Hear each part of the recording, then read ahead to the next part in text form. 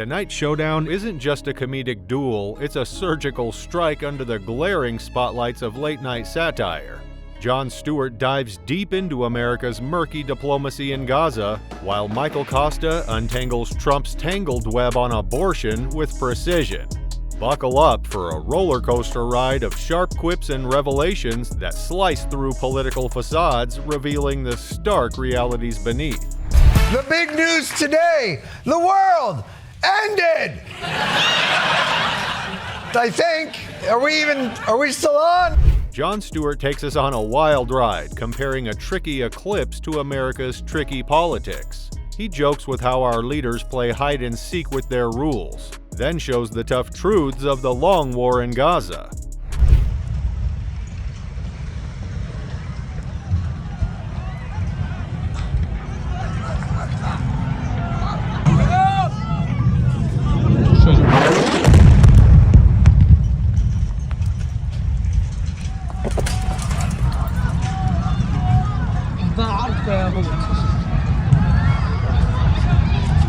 Six months of warfare, and what do we have? A human, cultural, and political quagmire deepened by the day, with casualties rising and hope fading.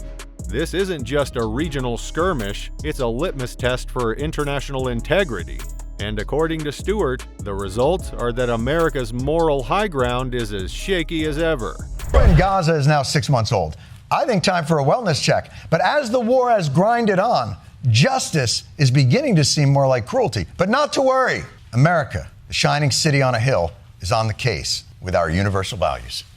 Stewart quickly shifts from space jokes to serious talk, plunging into the murky depths of U.S. foreign policy. He exposes how America's actions in Gaza often favor convenience over consistency. As he reveals this stark contrast between what America says and does, the studio seems to glow with harsh, revealing light. In the great battle for freedom, between a rules-based order and one governed by brute force, in this battle, we need to be clear-eyed. And just to clarify, we are the freedom folks. We're the rules people. We're not the brute force ones. I think we all know who the brute force ones are in this case. Jon Stewart uses humor to spotlight America's vague stance on the Israel-Gaza conflict. His joke, "We're the freedom folks, the rules people," underscores the big gap between U.S. words and actions. In this case, Vladimir. And know that America will call you out when you violate the basic tenets of humanity. Weaponizing food, using it as a tool, as a weapon in its war against Ukraine, it's unconscionable. Should not happen. It's unconscionable. Weaponizing food in Ukraine is not kosher, nor halal. As Stewart navigates this murky terrain, he draws sharp parallels to America's past military adventures, which paint a picture of a nation whose foreign policy often seems more of a theater of the absurd than a bastion of moral action. Tales of Russian war crimes with the International Criminal Court. Guess who blocked it? The Pentagon. The reason? The Pentagon was afraid that it would set a precedent for American war crimes to be probed in the same court. And I'm not making this up. The Pentagon is so of what war crime trials will lead to that it won't allow the ICC to prosecute Russia. From the dense jungles of Vietnam to the arid expanses of Iraq, the American approach has been marked by a glaring dichotomy. Vocal support for human rights when it suits strategic interest, and a convenient sidelining of these same rights when they clash with geopolitical objectives.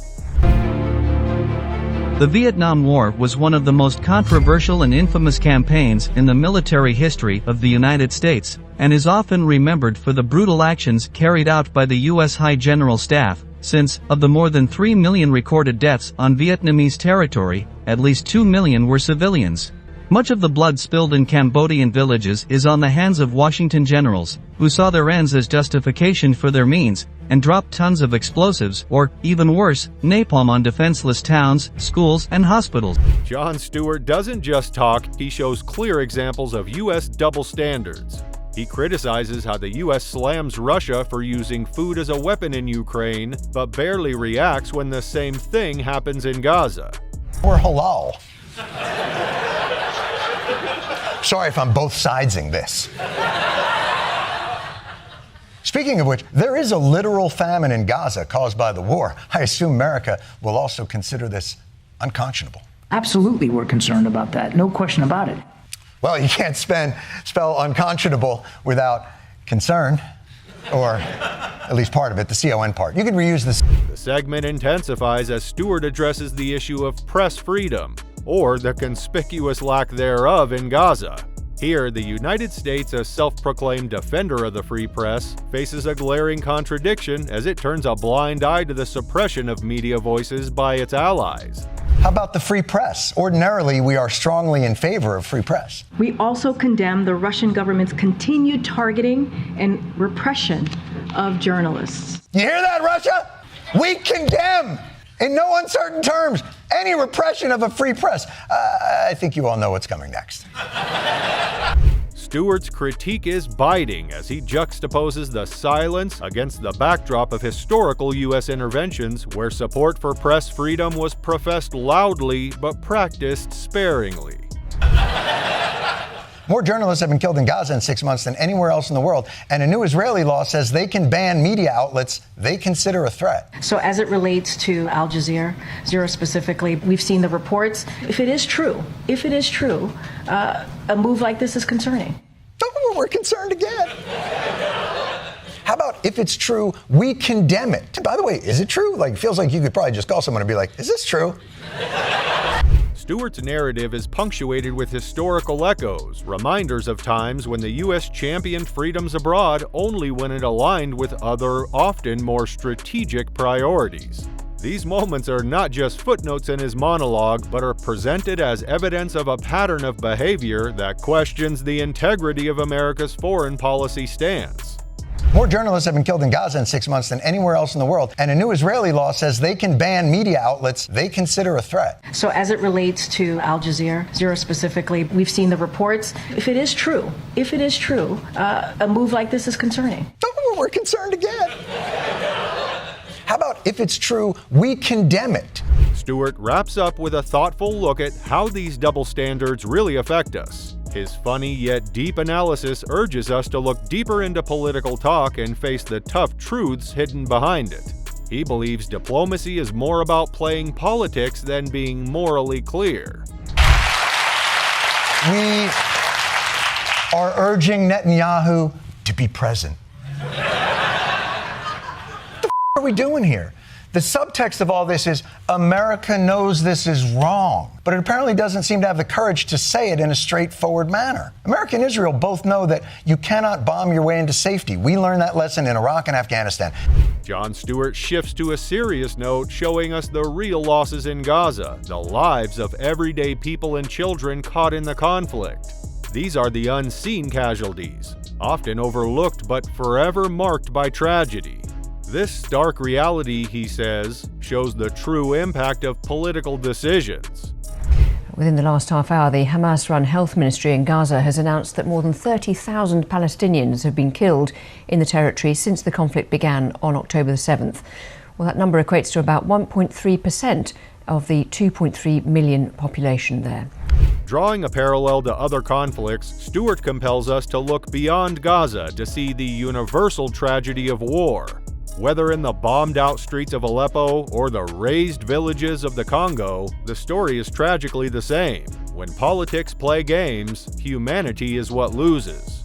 Perhaps America finally finds the need for a new approach with Israel, with more justice and less cruelty. The U.S. and Israel are closing in on what would be their largest weapons deal since the war in Gaza began. Well, I don't know about you, but if that's true, I find it concerning. As we move from Gaza's heavy discussions to U.S. politics, Michael Costa takes the stage with confidence. He tackles Donald Trump's ever-changing views on abortion, an issue that changes faster than a pancake flips in a hot pan. The states will determine by vote or legislation or perhaps both, and whatever they decide must be the law of the land, in this case, the law of the state. At the end of the day, this is all about the will of the people. Michael Costa, sharp as ever, dives into Donald Trump's latest shift on abortion. With a twinkle of mischief, he takes on the tone of a serious news anchor to announce Trump's new stance. He reveals how Trump has changed his views after much questioning. Really using an abortion law from the 1860s? Back then, there wasn't even a test to become a doctor. It was just a gross guy saying, I love looking at scabs. I want to be a doctor. It's like, and it's not just abortion. We shouldn't be using any Civil War law. At least every 100 years, we should just do a review of all the laws, you know? Guys, we still against murder? All right, great. Moving on. All post offices have mandatory horse ties? No? Scrap that one. Okay. But this is the kind of thing women have been facing ever since Roe v. Wade was killed by the Supreme Court. And while many Republicans would like the whole country to look like Arizona, Donald Trump, the guy who appointed those Supreme Court justices, is now trying to position himself as a moderate on abortion. He theatrically pauses, allowing the weight of the proclamation to sink in. Declining to advocate for a national ban, he instead passes the buck to the states. This line, delivered with Trump's hallmark bravado, ricochets through the studio, setting the stage for Costa's incisive exploration. Elsewhere in the video, Trump expressed support for IVF and abortion exceptions for rape, incest, and when the life of the mother is at risk. I strongly support the availability of IVF for couples who are trying to have a precious baby. Did he just say precious baby sarcastically? Congrats on your bundle of joy. Costa dives right into the heart of the matter, highlighting the profound implications of Trump's Supreme Court appointments. With the critical eye of a judge and the impeccable timing of a comic who knows just when to deliver the punchline, he outlines how the justices have nudged the scales of justice towards more restrictive abortion laws. Not the main point here, but that's more spray tan than usual, right? Your first thought when you see someone's face should never be, is it cake? But more importantly, yes, Donald Trump now says that states should choose their own abortion laws. He pauses dramatically, inviting the audience to mull over the unsettling vision of a fragmented America, a patchwork quilt of disparate abortion rights, where one's fundamental access to healthcare swings wildly depending on state lines, a stark departure from any pretense of uniform justice. Although I don't know why that's considered a moderate position. As a reasonable man, I think only some women should be forced to give birth against their will, depending on which state they live in. It's called common sense. Honestly, I'm just shocked Trump came out in support of IVF. I expected him to be like, if your loser husband can't get it done, give me a call. I'll be in and out 2 minutes. Michael Costa dives into Trump's shifting views on abortion, highlighting how he's changed his tune over the years. As clips show, Trump's transformation from a pro-choice businessman to a pro-life candidate, Costa narrates with a hint of mock seriousness like a nature documentary. I'm very pro-choice. I'm pro-choice in every respect. Trump says he has since changed his thinking and is now, quote, 100% pro-life. I am pro-life. Do you believe in punishment principle? The answer is that there has to be some form of punishment. For the woman? Yeah, there has to be some form. Within 3 hours, Trump did a 180. If abortion were illegal, his campaign. Each clip is punctuated by Costa's witty pop-up annotations, reminiscent of biting social media commentary.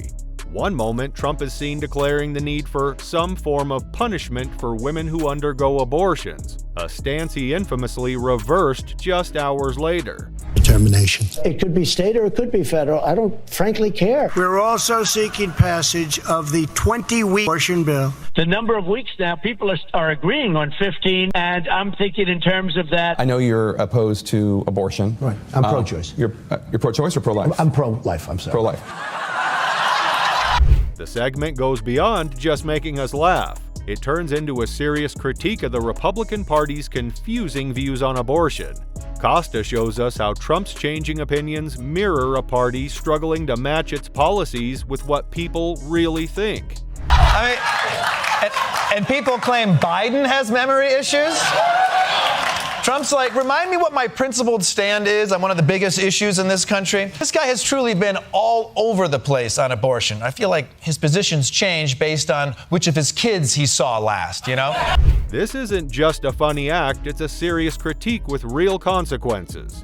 Costa shows us how political flip-flopping affects many Americans, especially women, by threatening their rights and healthcare access. It's a blend of humor and hard truths.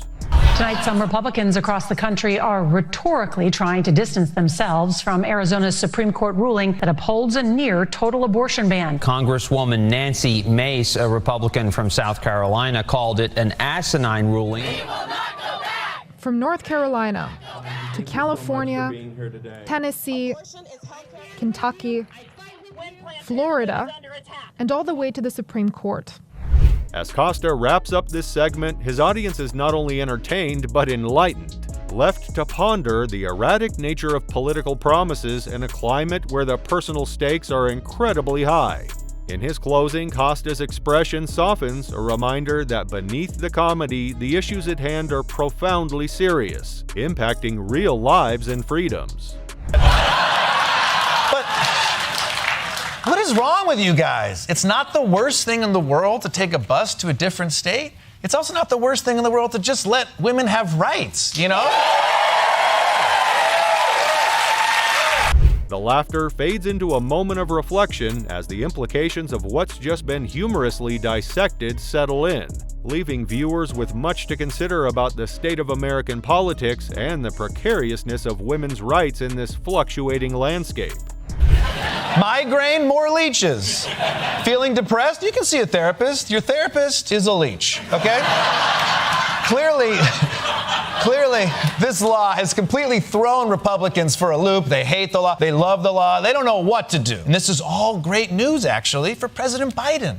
Costa highlights Arizona's strict abortion laws, comparing them to Alabama, where all abortions are banned, even in cases of rape or incest.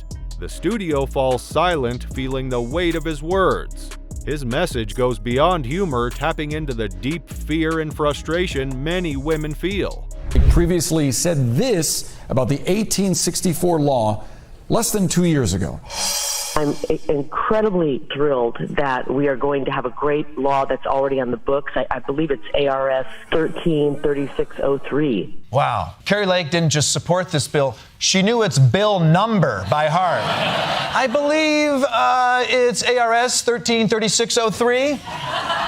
The discussion turns reflective as Costa contemplates the broader debate over abortion in America, a debate characterized by polarized views that often reduce complex human experiences to political sound bites. If Arizona women are going to be forced to live under this law from 1864, then all of Arizona's lawmakers should be forced to get their health care from 1864 standards too. Yeah, you've got back pain? Put some leeches on it.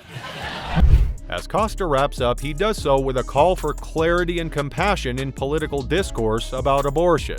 If our leaders can flip-flop on something as fundamental as this, what does it say about their commitment to anything they promise? He challenges the audience, leaving them with a thought that resonates beyond the laughter. It hurts Trump for a few days, and then people start to realize this is not the worst thing in the world. If you had to travel to another state to get an abortion, it's not the worst thing in the world. Hopefully, this is a very rare occurrence in your life. Once in your life, maybe you would do it. Buying a bus ticket to go somewhere to get it is not the worst thing in the world. Hey, it's true. It's technically can't be the worst thing in the world as long as that toupee exists, but...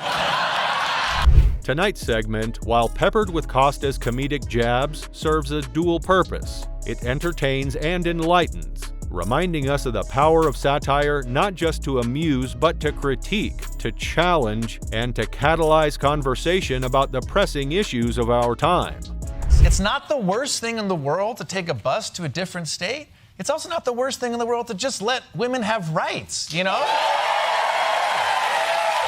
That wraps up our show with Jon Stewart and Michael Costa, tackling tough issues with sharp humor. Share this video and keep talking about these important topics. Like, subscribe, and hit the bell to help shape a clearer future.